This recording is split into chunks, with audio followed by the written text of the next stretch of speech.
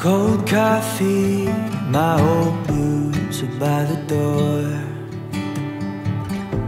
Nobody is calling, but I don't mind it anymore.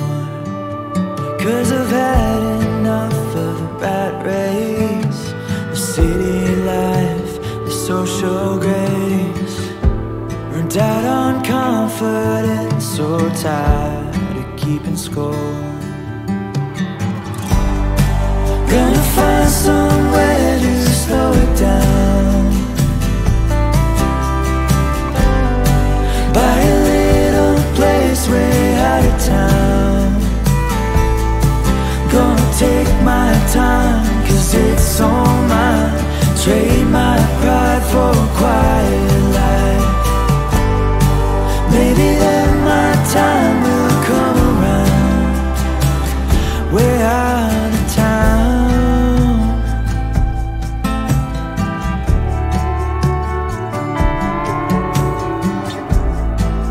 Down in the hills I fall to Panga Road. There's a place I go to ease a weary soul.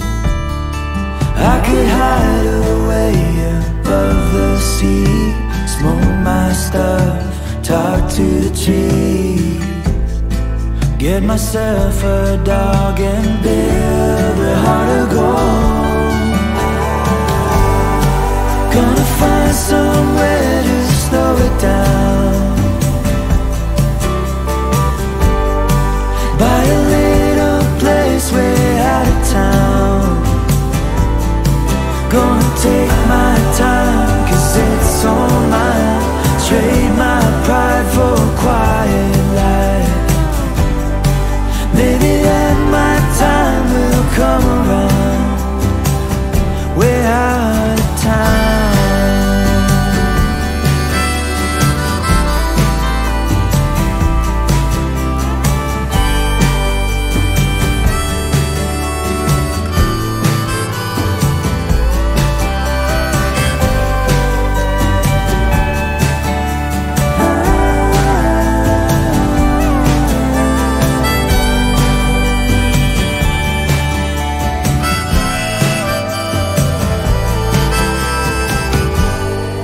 Gonna find somewhere to slow it down, buy a little place way out of town. Gonna take my time, 'cause it's all mine. Trade my pride for a quiet life. Maybe then my time will come around. Maybe then my time will come around. Way out of town.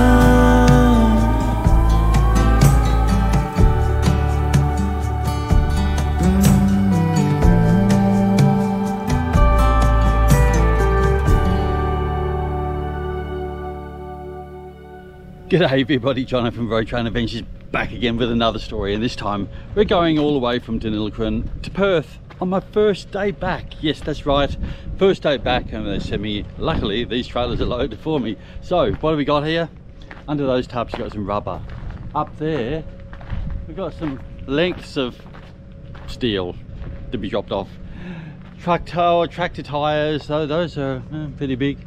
This one here is the exciting part. We're going to be delivering that to Busselton. So I thought this video, instead of driving around, well, driving around everywhere, just around, you know, I thought we'd showcase more of southwest WA. So if you haven't seen that, stick around, we're going to be seeing that. Oh, and the really exciting news is that's going to a cow farm, you know, like where they, you know, pump milk and stuff like that.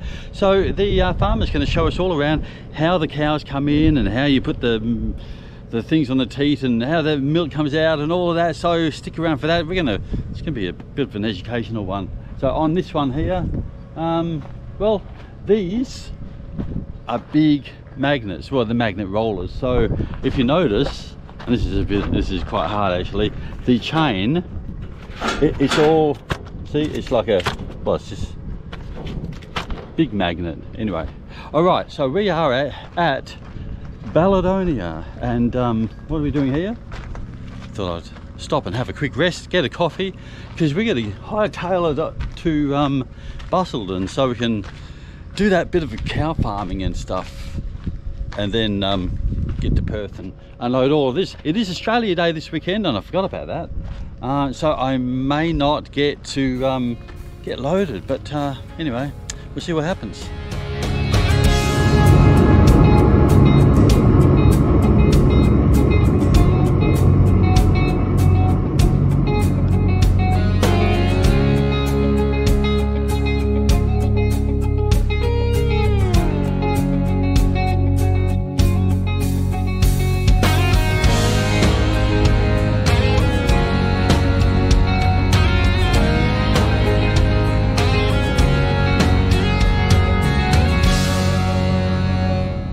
Well, I passed Norseman about 3 o'clock in the morning, 3:30 in the morning, had a coffee and continued on. Now the sun is up, and let's have a look at the sun.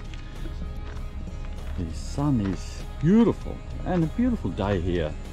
We're about 50 kilometres before Esperance, so we'll just continue on and check out the southwest of WA, something that you don't get to see much. So let's continue on and see what southwest WA's got to offer in the way of scenery.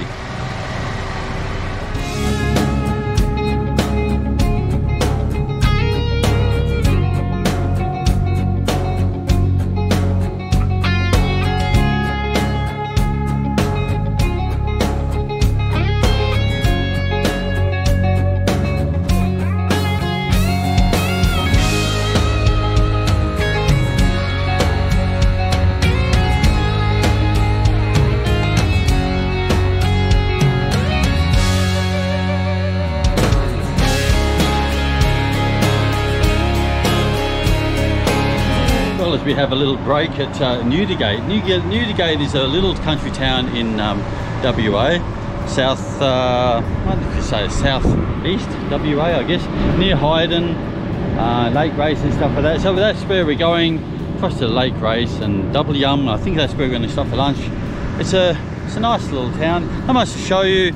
I am in a bit of a hurry to go to to the Busselton area, so we won't have a look around too much, but anyway, there you go, Newdigate.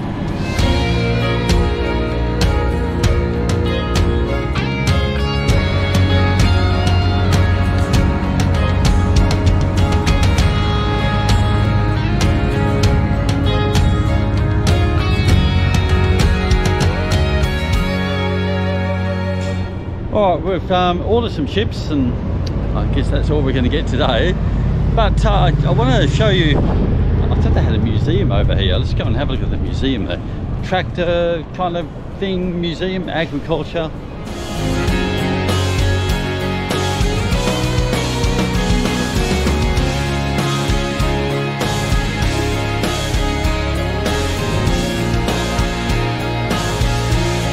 Maybe they moved it, or I was wrong or something. Now let me tell you a bit of a funny story about this place. So my very first job doing interstate transport was carrying these huts. Now these huts were, you know, the oversized huts, and as I'd never been over east before, I went with 2 other people, and they led me the way, and they were 2 older guys. I think they're in their 60s or something, and they were in no hurry. Now I was, well, it was my first time that I was getting paid per kilometre. So I thought, we got to go, because we're getting paid per kilometre, and sitting around looking at these museum pieces, we're not getting paid. And the whole trip I don't know why, I was just stressed out, like, we got to go, and go. And they were just taking their time. So of course now I'm used to it all. It's not so bad, and getting paid per kilometre, I love it. So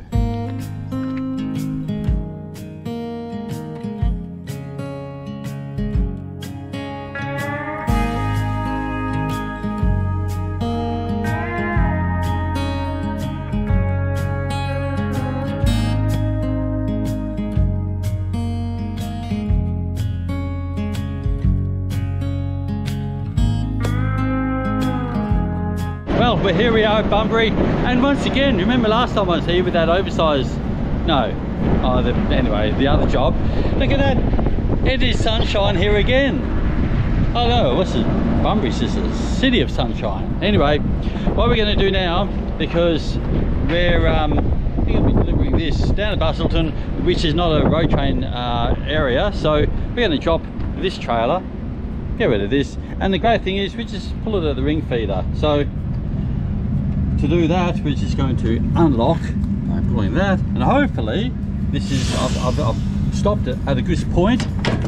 Yes, there you go, beautiful. So now we can just pull out after disconnecting these. So we'll do that, and we'll head off after a quick sleep, because we're driving for a little while. So let's have a quick sleep and go off and see what the southwest looks like. All right, everybody, this is the Bustle Highway, one that leads from south of Bunbury down to Bustle. Well, I haven't been on there for a long time.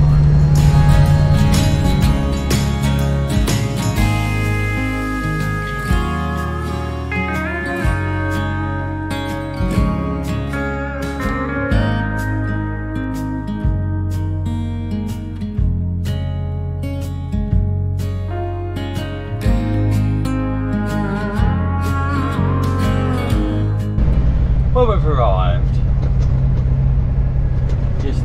I guess those are the moo cows that get milked.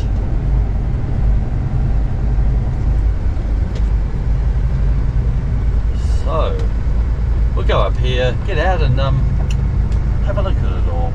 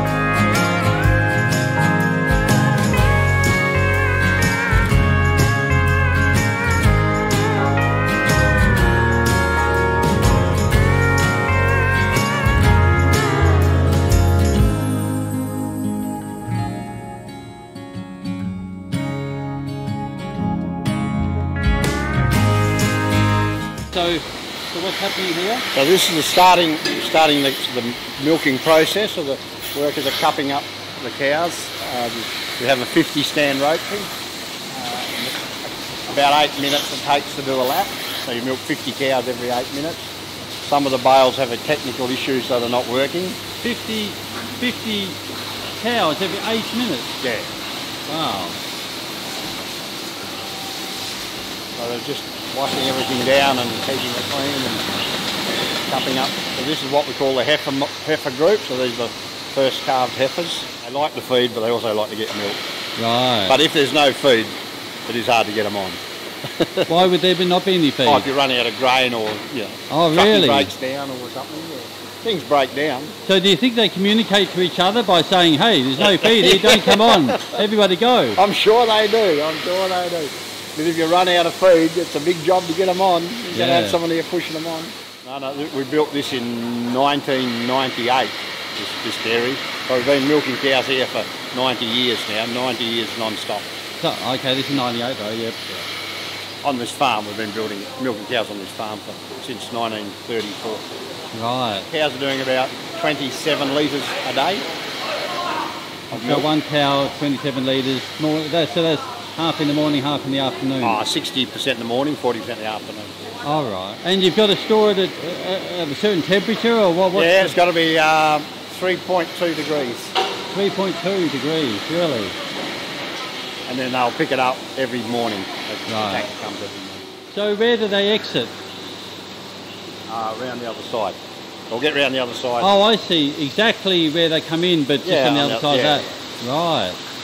So when the cups come off, she'll teat spray them, stop any bacteria going up there. Oh, yeah. And then they'll wander off out there.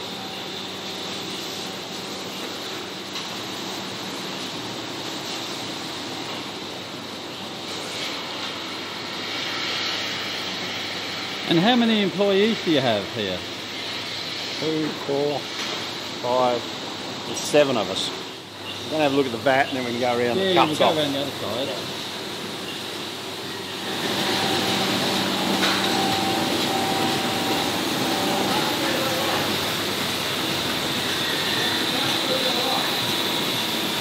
It goes in this tank here, 18,000 litres.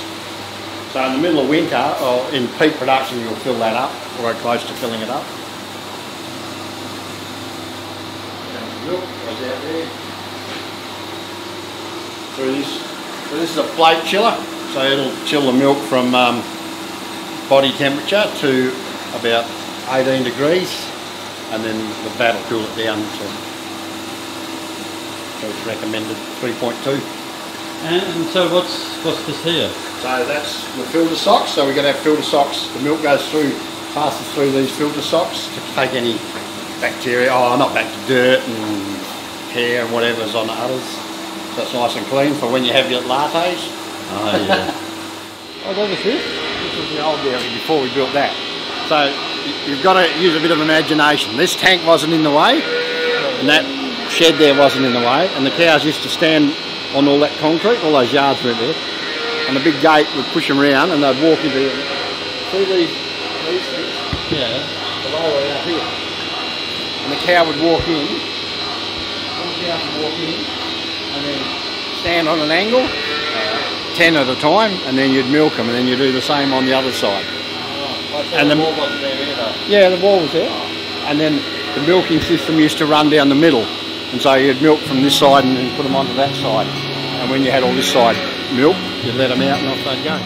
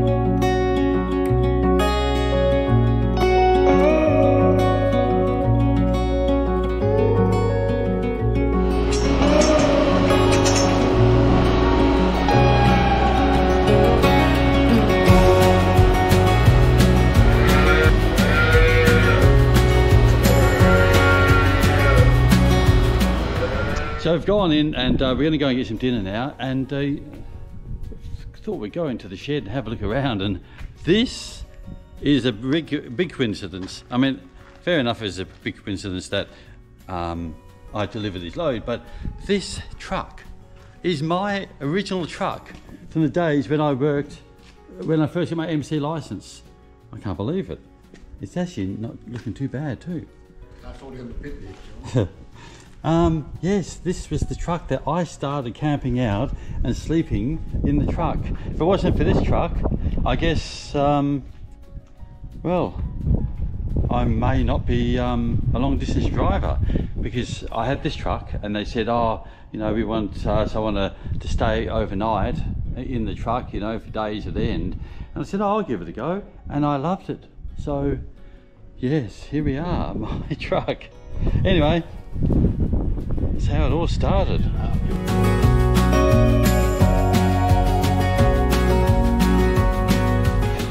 Well, that's it. I've unloaded and all has gone well. Now, if you have a look over here, there's the sun and it's getting pretty low.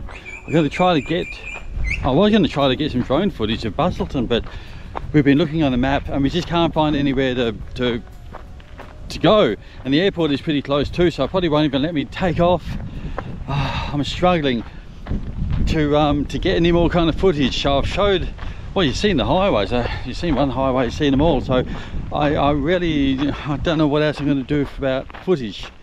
I think this might be it. I think the showing of the cows might be the highlight of Southwest. Anyway, we're going to jump back in the truck here and head off to the trailers where we're going to have to connect up and start heading to Perth, because we're in a bit of a hurry.